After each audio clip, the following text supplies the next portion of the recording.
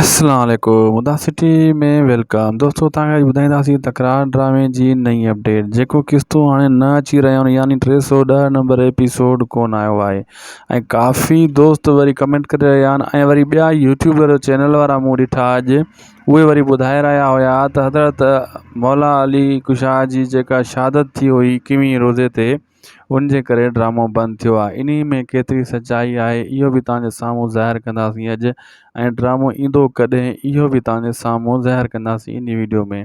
दोस्तों मां तव्हांखे ॿुधाईंदो हलां त ॿिया जेका चैनल वारा तव्हांखे चई रहिया आहिनि त हज़रत अली जी शहादत जे करे ही ड्रामो न आयो आहे। मां उन्हनि खां इहो पुछां थो त पोइ अगरि तकरार ड्रामो न आयो आहे त पोइ मुहबतनि जो माॻ छो हली रहियो आहे। उहो बि त ड्रामो आहे न, हीअ बि ड्रामो आहे। अगरि बंदि थियनि त पोइ ॿई ड्रामा बंदि थियनि, हिकिड़ो छो बंदि थियो आहे। इहे यूट्यूबर चैनल वारा तव्हांखे बेवकूफ़ बणाइनि था, सिधो सौ कूड़ हणनि था। ड्रामा बंदि थियनि त सभई बंदि थियनि।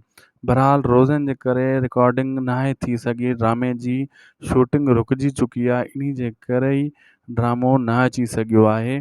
काफ़ी अदाकारनि खे रोज़ा हुया जंहिंजे करे सीन रिकॉर्ड न आहिनि थिया ऐं कुझु एडिटिंग में बि पियल आहिनि वीडियो। इन जे करे दोस्तों हीउ ड्रामो सूमर खां स्टार्ट थींदो, जेको हाणे सूमर ईंदो। इन सूमर ते तकरार ड्रामे जी पहिरीं किस्त स्टार्ट थी वेंदी। तव्हां ॿिनि यूट्यूबरनि जे ॻाल्हियुनि ते न लॻो, इहे सिधो सौ कूड़ था हणनि। अगरि ड्रामा बंदि थियनि त सभु थियनि न। हज़रत अली मुश्किल कुशाह जी जेकी शहादत जे करे हिकिड़ो ड्रामो छो बंदि थियो आहे, सॼी कूड़ आहे। वधीक पंहिंजी कमेंट सेक्शन में क़ीमती राय ज़रूरु ॾींदा। ख़ुदा हाफ़िज़।